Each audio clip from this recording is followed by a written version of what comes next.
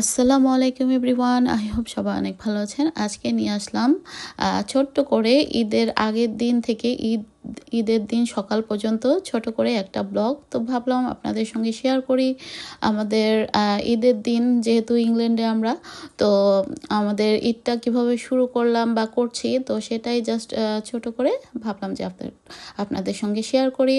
তো চলুন দেখে নেই। তো প্রথমে ঈদের আগের দিন থেকেই, তো আগের অ্যাকচুয়ালি একদিন আগে না, 2-3 দিন আগে থেকে আসলে সবার ঘরেই ঘর গোছানো শুরু হয়ে যায়, ঘর পরিষ্কার করা, এটা তো আসলে সব জায়গায়।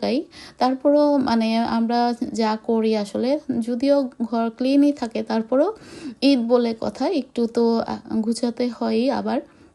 তো মোটামুটি যতটুকু পেরেছি হুবার করে সব কিছু টাইডাই আপ করে নিয়েছি। তো এই তো, আর কেউ গেস্ট আসলে তখন আসলে আরও করা হয়। আর যেহেতু আমরা সকালবেলায় ঈদের দিন চলে যাই আমার শাশুড়ি বা জায়ের বাসায়, তো আর সারাদিন ওখানেই থাকি, ননদের এখানে বা বিভিন্ন জায়গায় আসলে আত্মীয় স্বজনের বাসায় ঘুরতে থাকা হয় আসলে ঈদের দিনটা। তো সেভাবে আসলে বাসায় তেমন কিছু রান্না হয় না। তারপরেও ঈদের দিন বলে কথা, ঈদে যদি একটু ভালো মন্দ না রান্না হয় তাহলে ঈদ বলে মনে হয় না।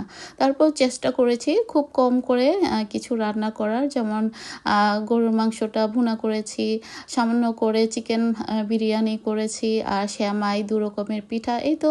আর সেমাইয়ের মধ্যে আমি জর্দা সেমাইটাই পছন্দ করি। আর যখন মানে মাঝে মাঝে আসলে দুধ সেমাইটাও করি, তো আজকে আর করলাম না। তো যাই হোক, সকালবেলা তো খেজুর খেয়ে তারপরে ঈদের নামাজ পড়তে যাবে, তো সেই জন্য সেরকম প্রিপারেশন আসলে করা হয়নি।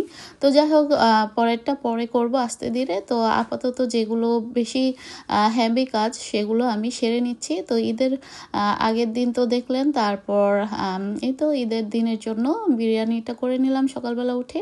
আর এই যে পিঠাগুলো, এই পিঠাগুলো কিন্তু আমি ঈদের আগের দিন সন্ধ্যা বিকাল থেকে শুরু করেছি 2 রকমের।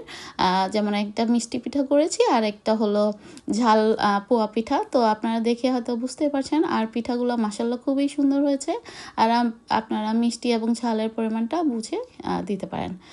তো যাই হোক, কেমন হয়েছে আমার আজকের সমস্ত কিছু আয়োজন আপনারা অবশ্যই কমেন্টস করে জানাবেন।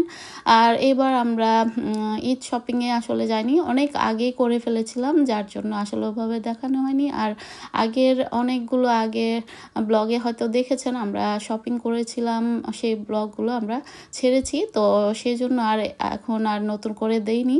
তো আমরা কি ড্রেস পরছি ঈদে সেগুলো অবশ্যই ভিডিও শেষের দিকে দেখিয়ে দেবো। আই হোপ ভালো লাগবে। তেমন খুব যে গর্জিয়াস কিনেছি তা কিন্তু না, মোটামুটির মধ্যে কিনেছি। তো যাই হোক, আর এখানে তো একদিনের বেশি পরাই হয় না, কারণ এখানে শীত প্রধান দেশে আমরা অন্য কিছু পরে থাকি। তো যাই হোক, এ তো আমার জর্দা সেমাই আর পিঠাগুলো। তো দেখতে কেমন হয়েছে অবশ্যই কমেন্টস করে জানাবেন। তো আমার ঈদ আয়োজন তো মোটামুটি রেডি। তো বাকি টাইমটা আমি রেস্ট করব, সবাইকে SMS করব, ঈদ শুভেচ্ছা জানাবো। সেই জন্য মানে আমি চেষ্টা করেছি যতটা সম্ভব আর্লি কাজগুলো শেষ করার। তো এই তো সন্ধ্যের টাইম, ইফতারের টাইম হয়ে আসছে। তো ইফতার আমি মোটামুটি বাসায় যা ছিল সেগুলো খেয়ে নিয়েছি। তো সালাডটাকেও কেটে রেডি করে নিয়েছি। তারপর এই তো আমাদের এখানে বিকেল থেকে সন্ধ্যের অবস্থা বা পরিবেশটা কীরকম, তাই ভাবলাম যে আপনাদের সঙ্গে শেয়ার করি।